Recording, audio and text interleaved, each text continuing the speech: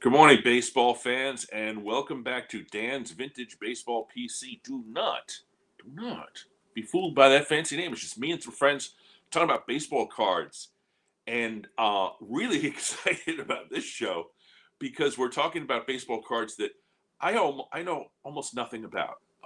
And so our guest is, I would say, an expert in Venezuelan Topps cards, and I can tell you that I own one Venezuelan Topps cards. I didn't know the set existed until probably a few years ago, but it is a gold mine of information, and there's some amazing cards, amazing stories, and it's just a path that I really am excited to get into.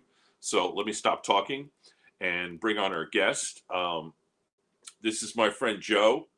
Uh, who I've known, I guess, for a few years through Card Twitter, but now we're in a group chat on what's it called, Group Me, a bunch of guys who were all friends on Twitter, and it's been great. So happy to add Joe to the show. Uh, Good morning, sir, or actually it's afternoon for me, but it's morning for you. So thank you for coming on. And how are you today? I'm doing great. How are you, Dan? I'm doing good. Really excited to have you on. And a lot of these shows, I do a lot of the talking, and I know the subject matter. But on this one, I know very little about Venezuela, so I'm going to rely on you to do most of the talking and most of the teaching. Well, Um, I'm happy about it. I can talk all day about this and have. so tell me a little bit about your like baseball card collecting background. Oh, okay. So I started off in the 80s with my dad. He was my late dad. He was a real huge devotee to the 1960 Pittsburgh Pirates. It was formative for him. He was probably about 6 to 8 years old when that all happened. And Bill Mazeroski was from his area. He used to mow his lawn occasionally. When his regular guy couldn't make it, he would step in. So that was very like a core memory for my dad, and we talked about that team a lot. I know more about Clemente, Mazeroski, and Grote than I do a lot of family members because just we bonded over it. And we would go, this is pre eBay, so we built the 1960 Topps team set. And we did it by going to card shows and card shops in any town that we visited. And it was really great. I mean, it was a great way to spend time with my dad. And because of that, I had an interest in that team. He passed away in 2019. And I looked and I went through our things and I saw that set and I realized he was missing about three guys. And I said, well, to honor him, I'm going to go back through, get the last three guys, high number guys. And he didn't realize he was missing him. He thought he had completed the task, and I finished it for him. And when I did that, I realized, hey, he's also a few Clemente cards short, too. I'm going to finish the Clemente run. And did that. And then unfortunately, my good friend Paul Bonner told me, well, you don't really complete the run until you have the Venezuelan and OPC cards. Venezuelan, And I yeah. said, okay, well, tell me about the Venezuelan cards. And I'm the type of person who likes to do a deep dive into my hobbies. I know you are too. Hmm. Whether it's music collecting or whether it's I used to homebrew, card collecting. It gets deep for me. So I said, all right, let me learn everything I can about Venezuela Top so I can get the Clementes, who, of course, he's the hardest guy to get, Latin American idol, and his cards are definitely sort of like the mantle in the United States, where they're the hardest to get in great condition. They're always the most expensive. They probably ended up on people's walls and wallets more often than anyone else. So I went Hmm. after the Clemente run, and I did a lot of research while doing that, and I became kind of fascinated with just Venezuela tops in general because it's very niche. I mean, vintage is a niche of a kind of niche hobby, and this is just such an unexplored corner of it that it really drew me in. And I met great people, and it's been just the most fulfilling collecting experience of my life. Well, I we'll get into it in the next, I don't know, hour or so. But um, I guess the question is for people like myself from a few years ago. Um, how did Venezuelan? how did Topps, or why did Topps go to Venezuela to produce sets, and how did that all sort of begin to take place? Yeah, I mean, you know that it's a baseball crazed nation, and it has been well before the pre-war. You know, in the pre-war era, it's been a big presence there. But in 1959, a very enterprising guy named Delio Amador Leon, who's a national treasure in Venezuela. He's their most famous sportscaster of all time. He was a magazine publisher. He published a weekly magazine called Sport Grafico. And in 1959, he sought out and secured a license from Topps to produce cards in country. And we all know that Canada has O-Pee-Chee, but they weren't branded Topps. And you know they were licensed to be produced there, but this is the only time a Topps product was produced and distributed outside of the United States, and definitely outside of North America. So it's really kind of an interesting thing, and it was a major influence in baseball culture down there. He started off in '59 with a parallel set to the U.S. issue, but it only runs through the first two series, cards 1 through 198. It was limited in that way. So there's a lot of guys missing. There are some key guys there. You know, you'll find Mays and Koufax and Mantle. So Phantom, there's big guys there, but you wouldn't find like a Gibson rookie because he was a real high yep, number, and Clemente's not there because he was a high number. yep, And then after that 59 set, which was apparently successful enough to start doing it on a semi-annual basis, there were regular issues in 60, 62, 64, 66, and 68. And then we'll talk about it in a bit. There's kind of that like rogue issue in 1967 that yeah. definitely 67 wasn't. is an interesting year. I know that. So, um, all right. So I'm going to bring up some slides here. You sent me obviously tons of photos, which is great.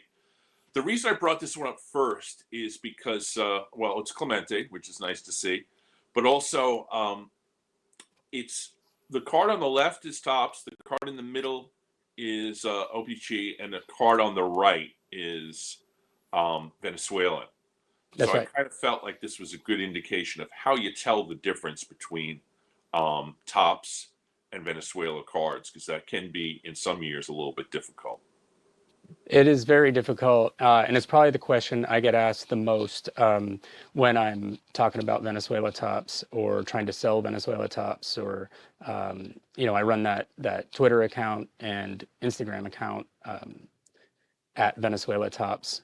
So the question I get most is how do I tell, and it's difficult year by year.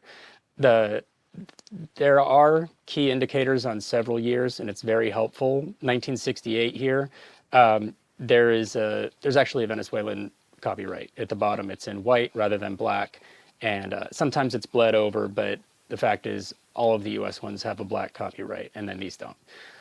There is only one common thread across all Venezuela Topps, and that's that there's no gloss on the front. They're completely unglossed. The paper is a little bit rougher, almost, and I've heard this described this way by a real expert named Josh Alpert. It's like a sandstone type of finish to the cards. They're not glossy. They're rough, but there's a little bit of a brownish sandstone element to them. This is a 64, another one that's easy to tell. It has black borders Yep. rather than the orange of the US set. But year by year, it's difficult. There are some years that much more difficult. We were talking about how the 1959 set is a little bit tough. It does have some key distinctions though that will help. There are creamback cards. This is also true of 1960 in the early series that in Venezuela Topps are strictly gray, and that's helpful. There are issues in the higher numbers that make it more difficult, and it makes them more prone to forgery and altering U.S. cards. This has happened primarily with the Koufax rookie, which is an extremely rare card, and it's really Yeah. damaging when people try to pass off U.S. cards. There's under 20 graded, and of those, I know of several that are falsified. The same thing with the Yastrzemski rookie. People like to rub off the copyright on that, which is the only key indicator on that Venezuelan card. So Right. those years are tough, but easy ones are 1962. The backs are in Yeah. Spanish. You have one right I was there. going to show. I was going to show my one and only Venny. Thank you to my friend Matt from THA Card Story for gifting this to me. Literally at Strongsville Oh last wow. year. Nice, nice way to tell is everything in the back is in Spanish, uh, including the cartoon. And so I brought out my tops, and the tops back is very, it's very easy to tell the difference between these two cards. So 62 is an easy one. And I love that one because it shows that there was a lot of care and attention put into that set. Mm-hmm. Some of these are real, like sort of cheap one-offs of a parallel set, like 1966 is like that, and that is definitely the hardest one to tell. There is never a Venezuelan copyright on 66. The real difference there is just the texture of the card and the color on the back. Right. There are cards that are missing a copyright, which is helpful. Like the Clemente has no copyright on Venezuelan, but it does on the US version. So that's a key indicator on a key card, and that's very helpful. But there's so many paper and color variations on 66 Topps US. There's some are darker, some are more salmon, some are more peach. Yep. But a 66 US card or Venezuelan card is going to be, I'll pull one out here, a very deep red compared to the US variations. And you can see it's Mm-hmm. significantly more red than you would see in Yeah, you don't see 66 US that red. it's more of a pinkish salmon Yeah. color. Yeah. So that's helpful. But nowhere near as distinct as a black back or a Spanish back, which I love. I mean, that just shows how much attention was put into the product that year that they translated the entire set so that the fans could read it. So I always ask for the money shot, and that's one of them. You got two money shots, but this one, I guess these are your top cards in your Venezuelan collection. I see Aaron and Mays and Mantle, and of course Clemente, and I even see Marichal and Perry, Yeah. and Lou Brock also has a couple of cards there, and Stargell. Um, so tell me a little bit about what we're looking at here, different things that might be interesting amongst this collection of extremely impressive Venezuelan cards. Thank you. Yeah. I'm kind of wistful for this picture because a lot of these cards have moved on in my set building pursuit. And we can talk about that pretty soon here. But I've built 3 Venezuela Topps sets, and that's a massive undertaking. And it took a lot of resources, and some of those resources are in this picture. But yeah, it spans, taking a look here.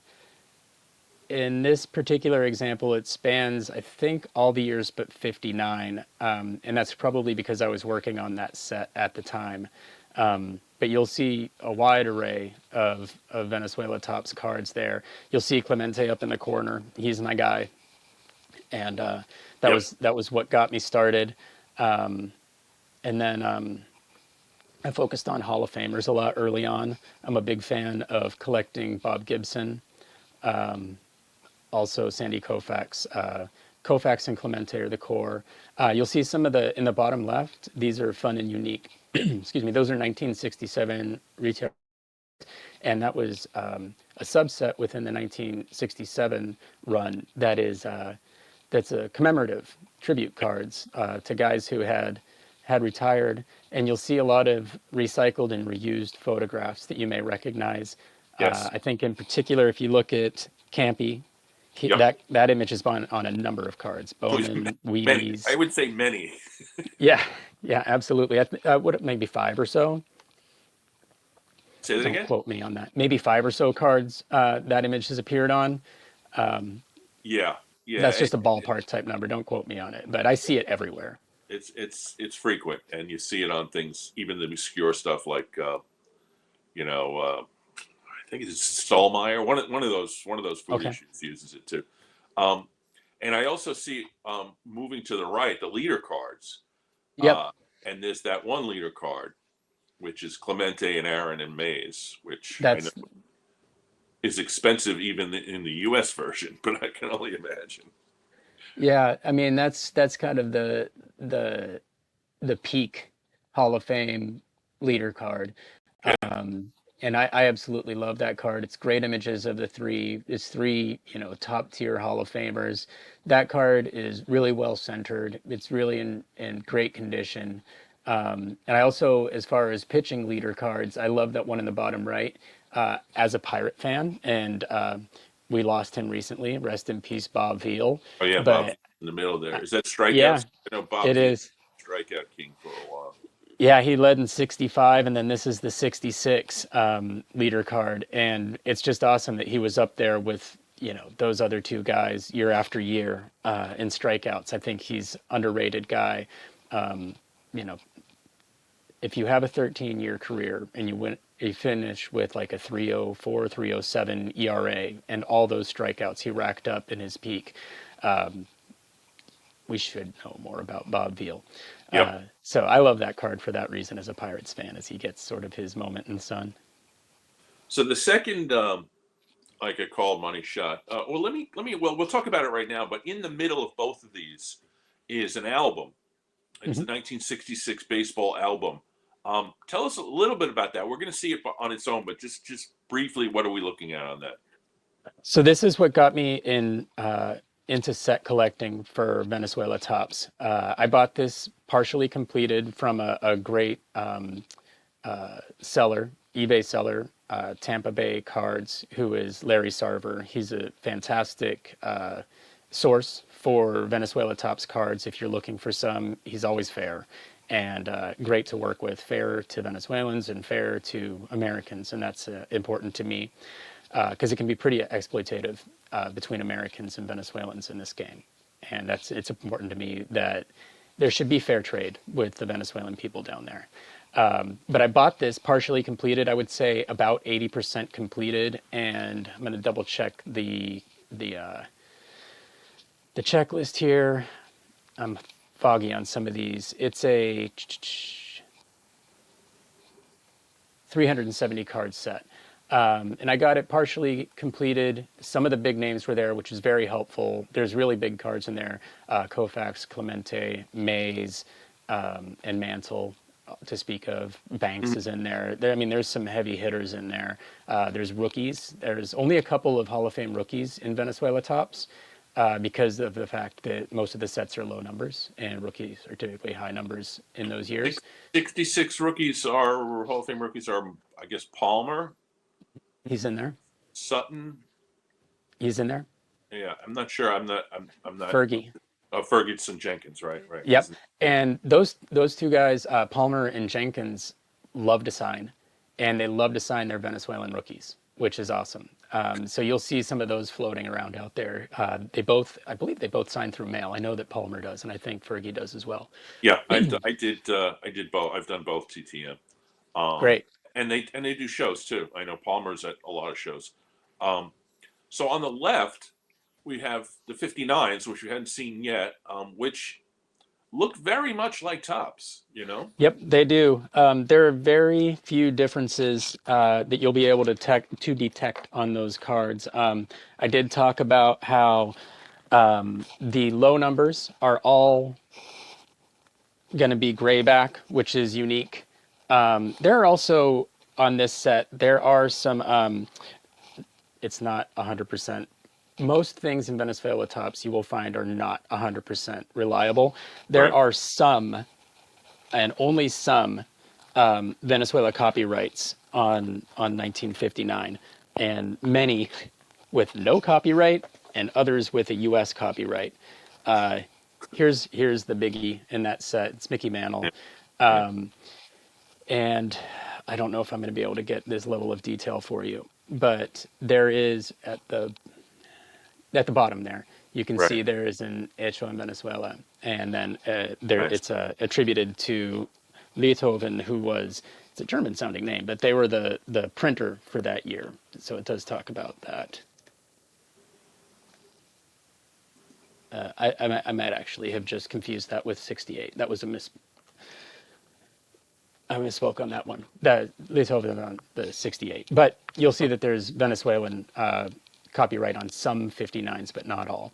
And that was a blast to assemble. I didn't really have a lot of interest in that set as a US set Mhm. until I built the Venezuelan set. And it's just a beautiful set with all those colors, all those portraits. It was a difficult set to build just because of commons. It's really hard to find these commons. I was fortunate that I didn't have an intention of building this. Early on in my Venezuelan collecting history, I would buy bulk lots from Venezuela.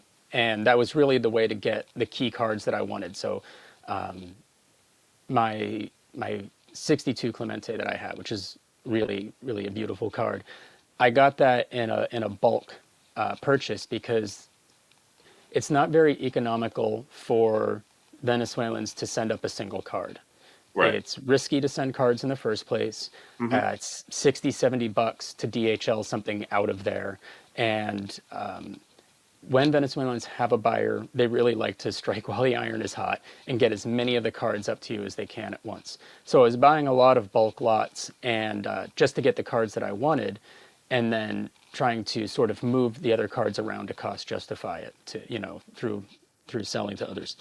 But in a couple of consecutive lots that I bought, there were an awful lot of 59s in them. And I started lining them up and I go, I was thinking about doing U-Pick listings for them. And I said, wait a minute, I've got about 60% of this set. I should look into finishing it. Just finish it. Yeah. And they were all pretty poor condition. And then I have a friend who had just purchased a heritage auction lot, and he wasn't interested in keeping the commons. He just wanted to keep some key cards. And he asked me, "Do you want to buy my commons?" And I typically buy my cards from Venezuela, but in this case, my friend Chris is also a pretty good steward of these things. And I said, "Yeah, let's do it." And he set me up with very affordable prices because he had gotten that lot at a pretty good deal just for the key cards. And I went through, told him what I needed, and he put together most of the rest. And then I only had, a couple 20 cards to finish from there. And it's been, it's a blast to put a set like that together. It's a challenge. I love set collecting. It's kind of that completist nature. And that was the second set that I built. And that was more of a from scratch set. Buying that album 80% completed was a little bit of a cheat code. I only had to buy a bunch of commons, and they were pretty easy to find. And the cards in that album were glued in, which is a really common thing that you'll find in Yes. Venezuela tops. Yeah. Mine has glue residue on the back. So yeah. Yeah. And there's also a lot of pack glue on cards like that. You'll see that a lot. But in 66, many of the cards are destroyed on the backs. It's hard to find clean backs on 66 because this album was very popular. And you could, let's see if I can pull it out here. You could attempt to fill the entire album, even in those days for Venezuelans, no small feat to complete something like this. And this is just a random page here. I gotta be careful with this because it's in pretty awful condition. But you will see, below Whitey here, we've got Tito Francona the first. Yes. And when I completed the set, I didn't want to glue the cards in.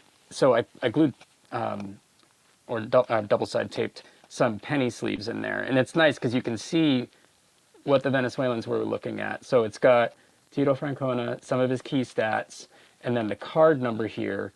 And Venezuelans would take and glue the card into position. And that's how so many backs are damaged in 64, 66, and 67 in particular had had albums issued, and the collectors loved to try to fill them. And you can find partially completed. It's very rare to find fully completed. album. So, The so on the right there, I see one card that really piques my interest, which is the Roger Maris card number one. hmm yeah, that I built 62. I just finished that one recently, and I'm not gonna lie, that's been my favorite to complete. It was very challenging. It's it's such a cool set. I told you about how much I love the detail and Yep. that sort of the investment that they made in the set by putting the backs in Spanish.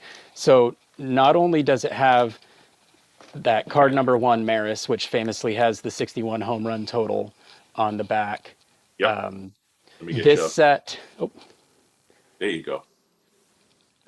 this set also includes a very important card. It has that home run leader card, which has Oh yeah. both the M&M boys on it. And this card, this was the last card that I got. And a very good friend in Venezuela who's helped me out a lot helped me get this card. And it was a great capstone to the set because it's in remarkable condition. You Oh don't see a wow. lot of Venezuelan cards in this shape. Yeah. Brilliant color, Yeah. all Wow. four corners intact. I think that's a nicer front than the U.S. Yeah, I mean, I like this. I think that the paper really sets off 62 in a way that it doesn't some of the other sets because 62 has a real antiqued look to it with the wood frame Right. on the border. And I really like how the Venezuelan paper makes use of that. And I do want to point out this is kind of a fun and interesting fact. So these first couple of sets are all 198 cards. And the numbering is off on 62. It runs, 1 through 196, and you would expect there to be 197 and 198. And I don't recall who those players are in the U.S. set, but they're skipped in Venezuelan. And they shoehorned in this kind of cheap reproduction of a Venezuelan star, Elio Chacon. And so he's forced in there on what looks like a photocopy. And he's forced in at card 199, which is not his card number. Right. Right. And then this is really funny. Card number 200 in 1962 Topps. It's a hero number. It's Mickey Mantle. They decided to bump Mickey Mantle for Luis Aparicio, the biggest Venezuelan star in baseball. So they booted Mantle. They gave 200 to Louis and showed where their priorities were on that one. And I just love that because it's kind of a neat anomaly within What number is Mantle in that set? 200. No, no. What number He's is no, he? he's not in. He's not in 62. They kicked him He's out of the set for Aparicio. They gave yeah. him the boot. It's not like his career was like declining at that point. I mean, It he had was just it. had the 61 season, which is one of his best seasons of his Yeah, entire he had career. just yeah he had Maris. He had raced Maris in that 61 chase, and Yep. And he was it World cracks me Series up. champion. And It cracks yeah, me up that they gave him the boot.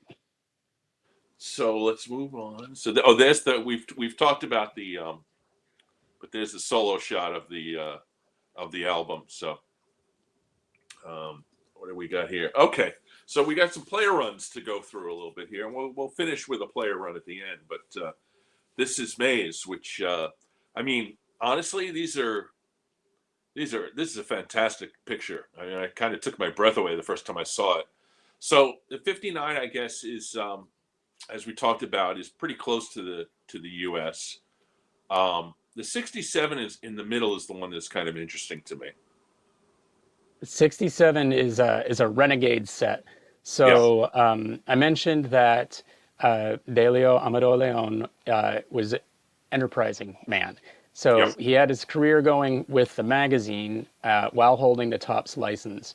And in 67, he struck out on his own to create a Venezuelan Winter League set. And in that Venezuelan Winter League set, he he kind of mimicked.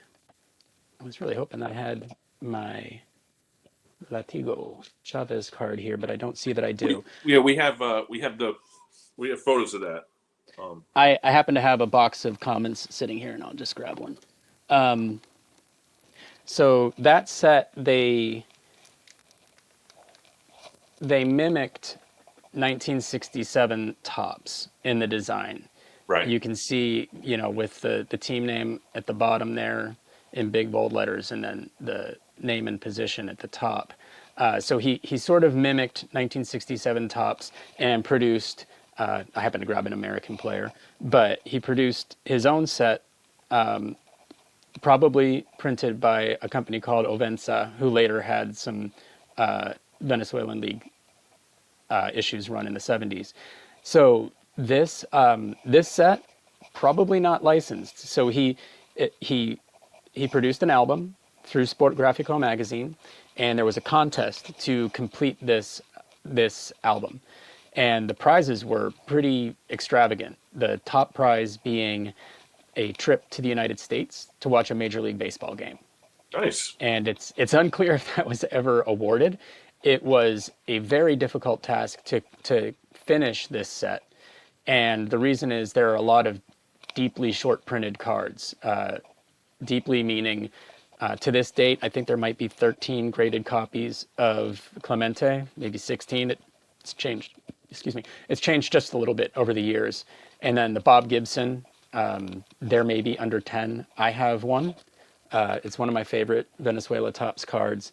And then our good friend John has two of them. This is an absolutely gorgeous card, and that's the '67 Topps Bob Gibson. And Right. I love the color saturation on it. I think it's just a beautiful card. There's only something like 9 of these graded. It was a short printed card, made it hard to complete the album. And then, what I didn't talk about, so he created this Winter League set, and then there was a subset, sort of the Series 2, which is the Retirado cards. And those cards are Right. tribute cards to retired players. They've got a beautiful design, some of the most beautiful cards in collecting. You'll see this deep, deep blue. Yeah, Yeah. there you go. There's my Yeah. Koufax. Yeah. Bring up the Koufax there, which And is in a the spirit one. of Yeah. It's on your T-shirt. I love that. Yeah, It's a in the one. spirit of bootlegging, my wife made me a bootleg shirt of the Koufax card, which Is is the I'm back? proud to own that card. It's a gorgeous front. I mean, I'm assuming the back is banged up a little bit. So I'm very fortunate in that, though it's damaged, you want to get a shot of this. In the way that it's damaged, it's still legible. Right. There is a Spanish back on these cards. It's a sort of a homegrown biography of the player. And yes, it's got paper loss on the back, but fortunately, it's just on those edges there. So it's a beautiful number one, SGC one. But that's my favorite looking Venezuela Topps card. It's just a absolutely gorgeous card. That photo was incredibly difficult to track down. Our friend Wade Johnson and I looked for that image, and we could find similar images from a slightly different angle, but we looked for it for several months because we were trying to get Greg Kreindler to paint it, Yep. and he wouldn't consider it without the source photo. Right. And then just in the last month or two, MLB on Twitter posted the exact source image twice. And Greg Kreindler was like, yeah, they'll do that sometimes. They'll just say, oh, by the way, this has been sitting in our archives for the last 60 years. So We're just going to drop it on you. it's interesting though. If 67 is, as you said, sort of a unlicensed bootleg set, and he would have had to source that photo from Yeah. elsewhere, from Topps, right? I don't think it was from Topps. It's from Major League Baseball. That Retirado set has all kinds of weird pictures in it. Bowman pictures, Topps pictures, just all kinds of just strange archival type of photos that you don't see on other cards, some of them. So I don't know where he got the picture from, but it's really unique, and I'm glad that he made that design choice because it's just a beautiful card to look at. Well, And it's the as you may first know, tribute card to Koufax. my my one of my earliest videos, in fact, it might have been within my first 5 videos I did the Koufax. I have the complete Topps run and a bunch of his oddball cards, but I do not own this card. So now that I'm seeing it, it's on my 2025 list of cards to get. It is a I know it's monster tough. card. It's tough. I know that. Yeah, they come up occasionally, and I'll let you know if I see one. But I've seen all kinds of really fun and interesting ripped in half versions of that one, some rat-eaten versions of it, and it's just a great card. I love it. So yeah, we're talking about Koufax, but oh yeah, there's another card on this slide, Mister Mister Mantle. Uh, That came up in one of my very first Venezuela Topps lots, and it was just a ridiculous lot that I'll never find again. It had a 59 Mantle, it had a 59 Koufax, it had several other, like I think it had Warren Spahn in it, just immaculate copies of beautiful 1959 Venezuela Topps cards, and a couple other things thrown in to boot. oh, And it was a hard pull, and I will never see another lot like that again. The only thing I've ever seen that rivals it was that huge Heritage find that happened happened last year, maybe late 2023, where a Venezuelan brought them a huge collection of perfect condition cards, and that's the only thing I've seen that rivals this lot that I had come up. It was this quite a find. this particular mantle is a 2.5, which seems to be kind of a high grade. Where's this sit in the pop report for this? I don't know the answer to that offhand, but it did have like a minor wrinkle in it, which is what held it down to that 2.5. Yep, But still a it's high a number though for these very, cards. Yeah. yeah, very high number for those. So speaking of Koufax, here he is. Just let me ask you.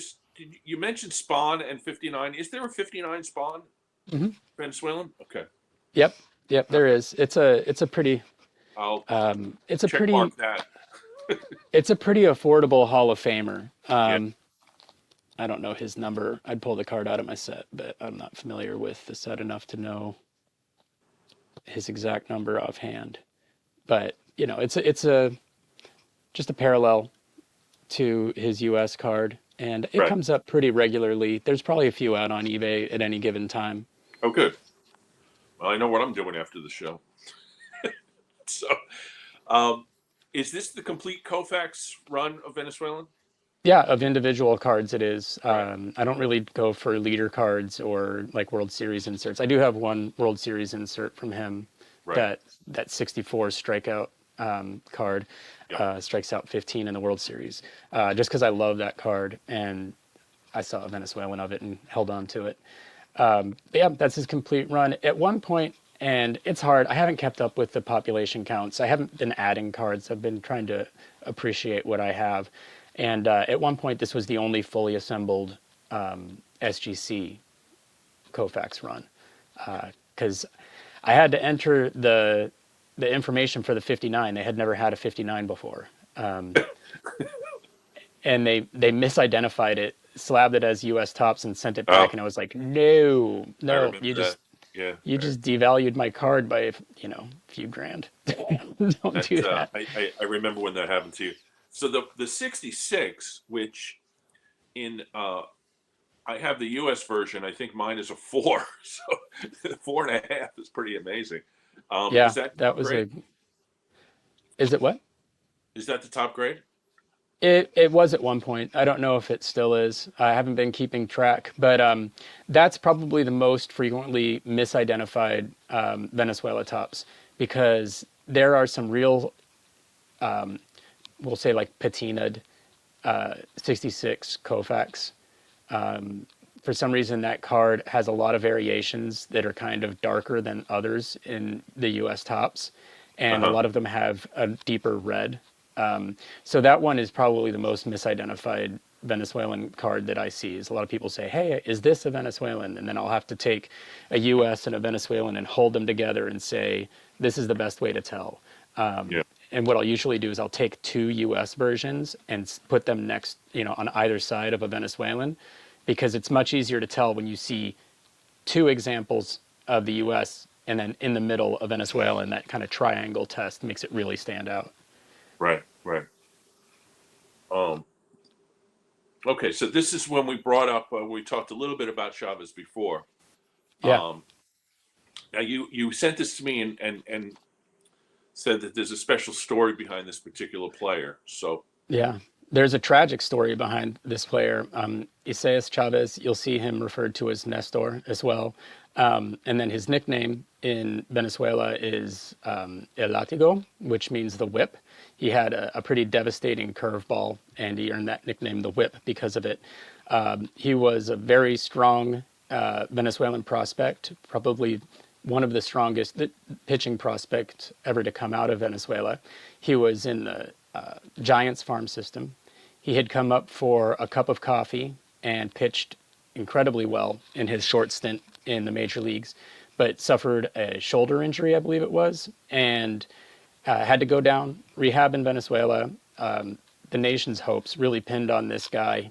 He played in the Winter League a few times, young player, and he really seemed like he was going to be a national hero coming out of there.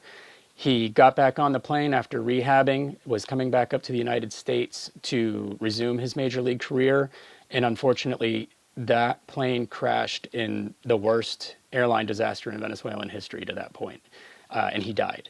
So this is his only contemporary card that's ever been issued. There are a few tribute cards. There's a pretty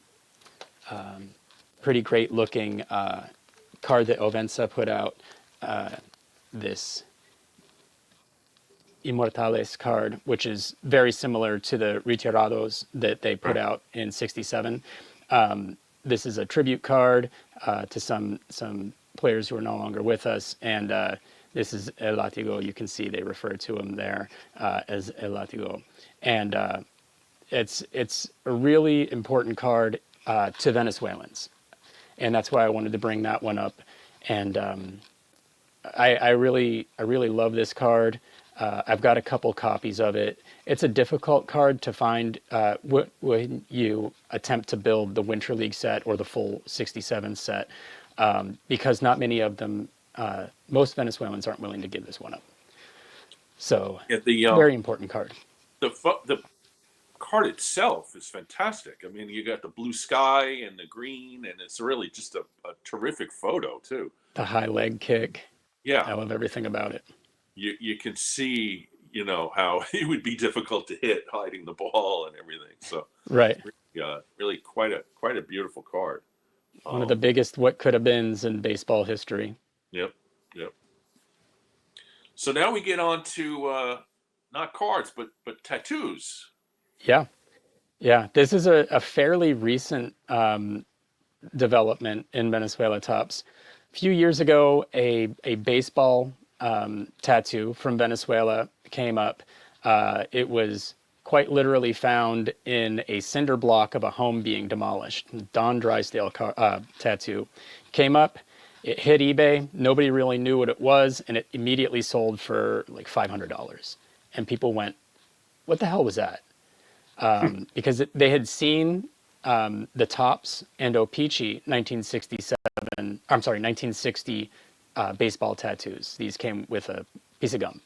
And they had heard about those two other issues, but nobody really knew for sure if there was a Venezuelan edition. And it's very easily defined by the Spanish wrapper on these tattoos. And there are also Topps also put out some fun sets that were non-sport sets. They did a Woody Woodpecker set, which you'll see here Yep. in Venezuela. They don't call him Woody Woodpecker; they call him Pájaro Loco, which is crazy bird.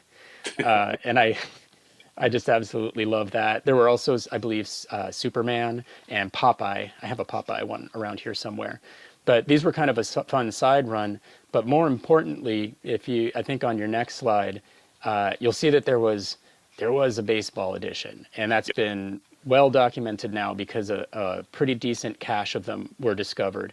And I helped bring some of these up here, and it was a huge find, a huge development as far as not just Venezuela Tops goes, but baseball card collecting in general, because there are players in this Venezuelan set that don't exist in the North American sets. So the O-Pee-Chee and Topps checklists are identical, and they all have the same players. There are players from that checklist in the Venezuelan version. It's not a complete parallel. There are also a significant number of Latin-born players in this set that don't exist in the North American set. And there's some very important ones, like we see Juan Marichal here, a Right. Dominican player. What's interesting about him is his Topps rookie is a 1961 card. It Yep. is not 1960. So there's been some debate over whether this truly predates his rookie card. The design does, but Venezuela baseball works on a different schedule than the United States. It's Hmm. a summer sport here, and then it's a winter sport in Venezuela. Famously, they have the Venezuelan Winter League down there. So there's a good chance this wasn't produced until the winter of 1961, or possibly even a little bit later in 61, because there would be no reason for this image and this card to exist on a 1960 Topps issue. But this is a like a net new rookie card for this player, Hall of Fame player, and that's you don't find that. You just really don't find a brand new rookie card for a core Hall of Famer. Yeah. And this card recently, I saw. I used to own this. I sold it to one of our good friends at a friendly price, and then I saw that recently it went up for auction publicly and sold for I think like $7,000. Oh, jeez. Yeah, it was difficult because I think it was Heritage Auctions. They misspoke on the rarity of the card. Now this is the finest copy, but they said it was the only copy, which I know not to be true because I brought up like four of them myself, and I know two others were sold without me. Right. So there's 6 to 7 other copies of this card out there. I don't know if the buyer knew that, but they were very excited to add this card apparently. And I don't blame them. So this is a net new rookie card for a very important player in baseball history, which is kind of a neat find. So, I think this is, well, we were talking about tattoos. This is not tattoo, or is it? It is. This is the back of the baseball tattoo. Okay. So what's interesting about this is it's in Spanish. You can see tatuaje, which means tattoo, and then chicle bomba, it's bubble gum. And so this was a tattoo. It was sort of similar to bazooka gum, where it would be wrapped around the piece of gum, and you would take it off the gum, and then just like ones your kids get at the doctor's office or dentist office, or we used to find in gumball machines, you lick it, hold it over your hand for a while, lift it off.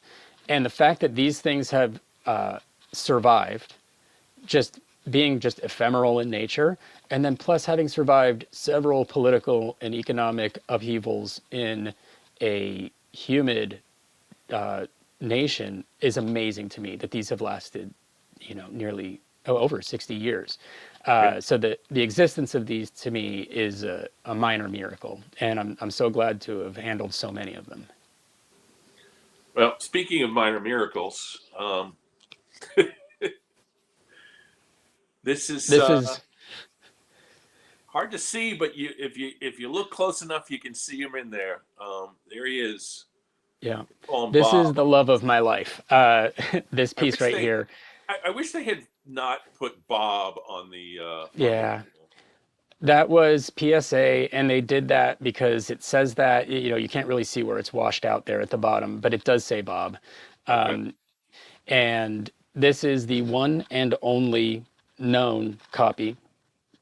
And contrary to the Marichal version, this is really the only one that I know of that's come up, and nobody else has come forward with one. This was a gift to me from a very good friend in Venezuela. Emotionally, I'm very tied to this. and because it was a gift, and also as a Clemente collector, to own a true one of one item is really really a special thing. Roberto Clemente is not in the North American baseball tattoos checklist. That card only exists in Venezuela, and this is the only copy that's been recovered, as far as anybody knows. And it's 1960, which is Yeah, a pivotal year in Clemente's life and career, yeah. not only because it was his first major year in terms of just stats, but also obviously the World Series championship. Um, is It's has also the genesis of my collecting is the 1960 team, so it's especially dear to me for that reason. Yeah, we I guess I should say that I do have Clemente collector friends that are not you, Joe. So, Yeah, and I know they're out there, a lot of them out there, but I'll including probably be hearing from some of them. I I a have local been approached dealer. about this a number of times. There's a local dealer in New York named Howie Chasser who has a remarkable Clemente collection. So you might be hearing from Howie also. We know each other, and he has seen this. He has. I'll just say, yeah, we know each other, and he has seen it, and that he's inquired about it. But I can't see ever giving it up unless there was a complete and total disaster in my life and family. I mean, it's so important to me because of the subject, and then because of the person who gave it to me. I, I mean Somebody important in my life.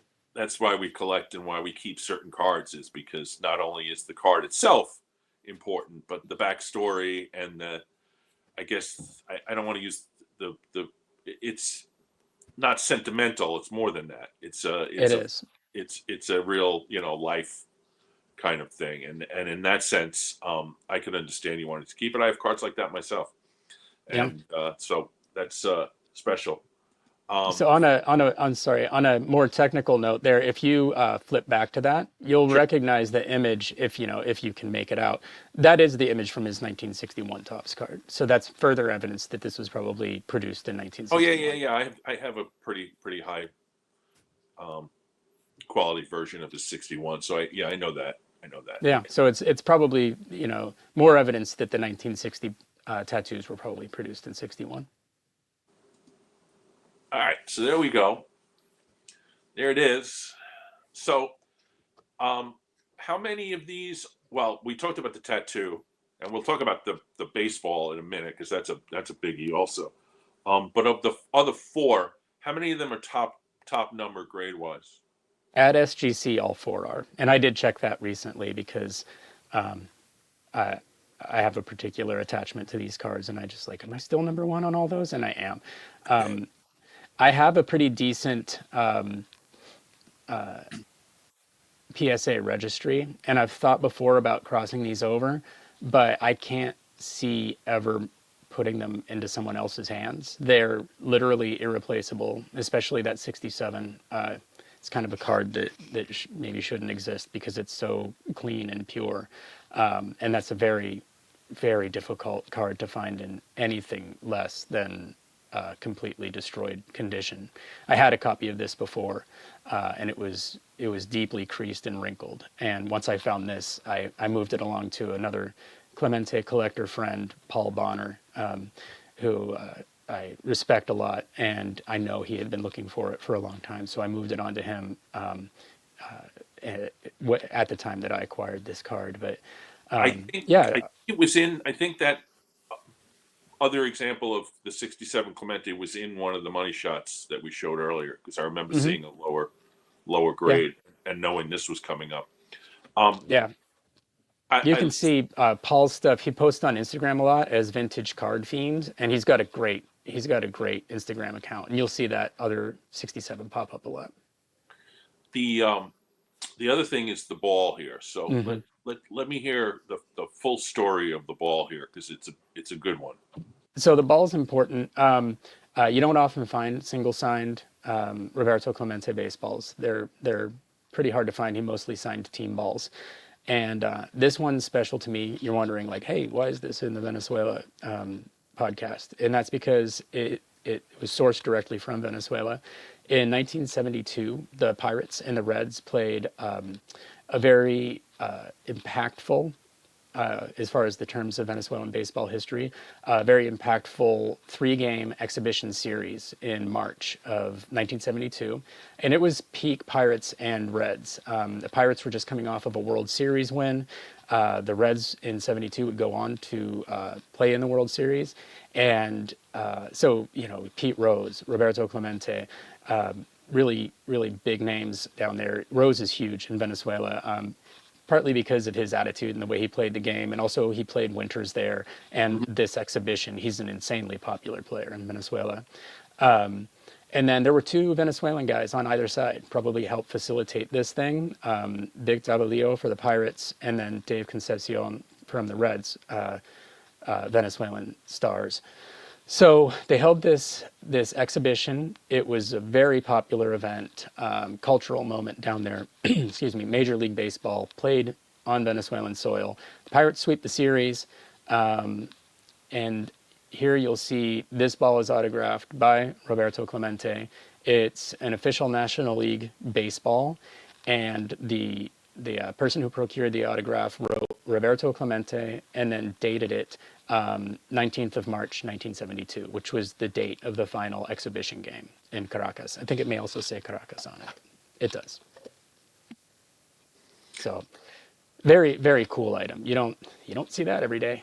And it has some. So I know you told me before off camera that you can't absolutely say it was a game ball, game used ball, but it's got some indications that it may have been. Yeah, you're a lawyer. You would maybe call that circumstantial evidence. That yeah, I mean it's an official National League baseball. Uh-huh. It's pretty heavily used. You can tell that it's been around the block. Right. Um, I don't know how many official National League baseballs existed in Caracas in 1972. I doubt that there was a large import market for them. Maybe there was. I don't know. You can find those in sporting goods stores in the United States. But it suggests to me that maybe this ball was used in the game. But I can't claim that with any sort of evidence other than the circumstantial stuff Well, that let me we just say talked about. this. Having played baseball at a higher level in that time frame, I played college ball in the 1980s. Um, it was probably a practice ball, but Hmm. most practice balls in possession of the team are former game balls. I know we used to just take all the game balls. We didn't have fans because it was college baseball in the Sure. 1980s. But all of the game balls would come out of play and they would go into a huge giant canvas bag or one of those buckets and become a Yeah. practice ball. So if this was a practice ball, at some point it was probably a game ball. Yeah. Um, yeah, because we didn't use brand new balls in practice. No. So I think it's a pretty safe assumption that even if it was used in a game, it may have been a game. It may have been used in the first game, and by the third game, it was a practice ball. So I think you're looking at a pretty good.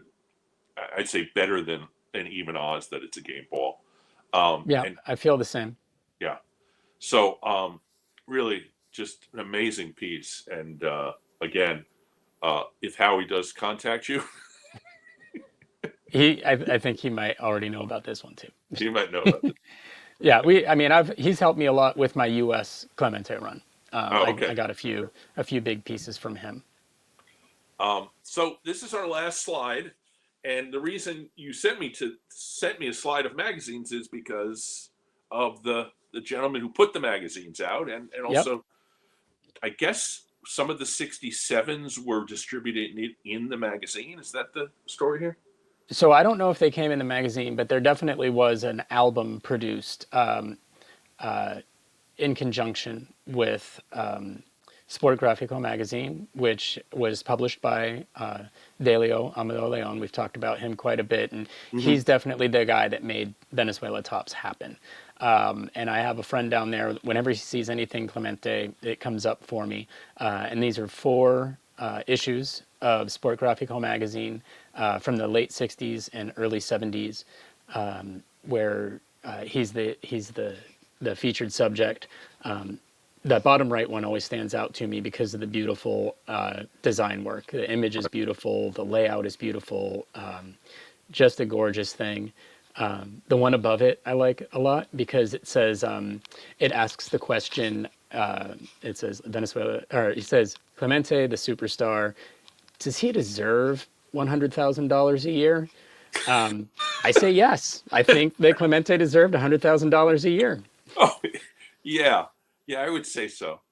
Uh, So that's an interesting one. The one on the left, it talks a lot about the Pirates team that year and a focus on their bench, how they had a pretty deep bench. mhm. And then bottom left is sadly a commemorative issue. It's got an image of Clemente and then Venezuelan star Vic W down there. I thought about this today. We mentioned it. I'm going to have to maybe do a little research. I know that there are some accounts that like to try to figure out stadiums in the background, Yeah. but I'm curious if this is an image from the 1972 exhibition because it does have the two of them sort of arm in arm, and I don't recognize the stadium behind them. Right. So I'm curious. I'm curious if that is. I never really thought about it until we sort of had our warm up there together, and I'm gonna look into that after this. Is there nothing in the magazine that dates and times the photo? I haven't checked that out, Yeah. but it is from 1973. It would have been February 1973, so it would have been just a little after, less than a year after that exhibition took place, Right. and just 2 months after he passed, month and a half after he And passed. I'm not So sure how many. It was Davalio still on the team in '73. I think he was. We're gonna Yeah. check that right now. I'm gonna go ahead and look into that because I don't know the Yeah. answer to that question, Because I know and I know it's easy to Davalio later research. played. He played for Cleveland earlier, and then I know he played for the Dodgers later on. Right. I'm not sure of the chronology of his teams, but what you did mention about the bottom right while we were off camera was Wade, our mutual friend, said that looks very much like a Ritorado um, picture, which Yeah. is Yeah, and that's a 1968 magazine. So there's a good chance that that was being produced right around the time of the 1968 or 1967 series. As we said, things kind of lag a little bit. So it's kind of curious if that was designed by the same person and influenced by the Retirado set. I mean, it looks to me, yeah, when you said that to me, I was like, oh yeah, that works, you know. Yeah, it's beautiful. So we I have to say, wow. I mean, that's just. Thanks. I mean, I don't even have words to describe not just the the history and the information you provided, but seeing some of those items are just breathtaking. Particularly the Clemente picture, which Yeah. has just an incredible amount of meaningfulness to you personally and to a lot of us. I mean, I am old enough to remember learning of Clemente's uh, passing. It was New Year's Eve 1972. I was 9 years old, but I was a big baseball fan, and I was a big fan of that particular era of Pirates teams because they were always on TV. Hmm.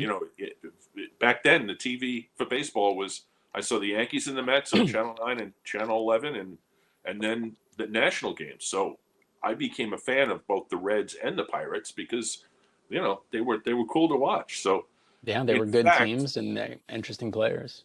they had just played a terrific 5 game series in the National League Championship Series in October of '72. So 70. Yeah. Clemente was fresh in my mind. I know the Reds won in '72 after the Pirates were the defending champions. The game went into the final inning of Game 5 with the Pirates having a lead. Johnny Bench Yeah. came up to lead off the ninth inning off of Dave Justy, the closer, and hit a home run to tie the game. And later, the Reds won with a walk off on a wild pitch. So, very steered in my memory, a game that I watched live. So, anyway, Joe, enough about me. I really, really, really appreciate you coming on here and educating our audience and also anybody who watches this afterwards with incredible amount of information about the Venezuelan Topps issues, which are fascinating and fascinating to me, and probably fascinating to other vintage collectors who may not have known that much about it, and particularly your personal connection to it, and also what you've done to bring those cards into the vintage community is priceless, and we all owe you a debt of gratitude. Oh, well, thank you. The most important thing to me, and the thing that's really made this such a special pursuit, is the people in Venezuela that I've been able to form relationships with. There are some really amazing people down there, and they're going through just absolute hell right now.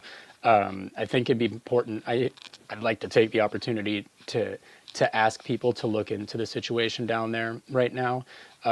Nicolas Maduro has stolen another election. He's a terrible, terrible, brutal dictator. He suppresses his opposition. He has really ruined the country financially and economically.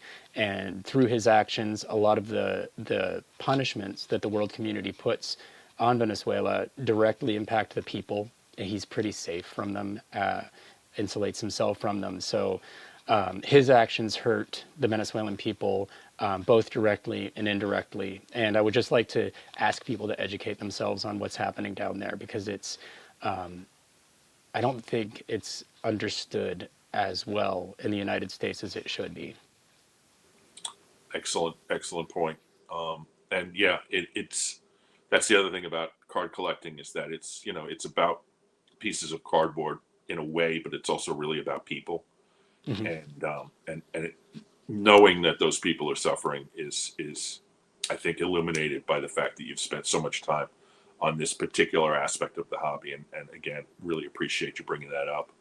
And and I would echo that. Like, people should look into what's happening down there, and do it to help out the people of Venezuela. So absolutely, join in your discussion on that. So um, anyway, as I've been watching this amazing presentation, I keep getting texts from my family, and so the fires in LA are another thing that obviously Mm. are affecting everyone. And my godson and my nephew lost his home, No. and and this is something we found out about late last night, and he is one of the reasons why I got back into the hobby when he was a kid. When he was a kid in the late '80s, I got back into the hobby pretty heavily as a result of his enthusiasm and his fandom. And after we're done here, I'm going to give him a call and try to talk him through that. But if you I'll put some LA people who can help out. There's a lot of different ways to help out for the victims of the fires in Los Angeles. So that's another thing that I think is important to point out. We talk about baseball cards and we talk about people, but there's always some connection that Mm. can bring us back to real life. So anyway, Joe, sorry to be a downer about that at the end No, of it's this, but okay. this presentation was absolutely terrific, and Well, thank we're you. again really appreciate you coming on. Of Viewers, course. we so happy to say that I've got some big news for the channel coming up in the beginning of February, but I've got some great shows between now and then, and so hopefully people will stick with us. And it's a little over an hour, but Joe, we could have gone on for another hour. Yeah, you need to make me Yeah, stop if I'm if the topic is Venezuela tops. awesome. All right. Anyway, thank you, Joe. Thank you, viewers, and we will see you back here next week.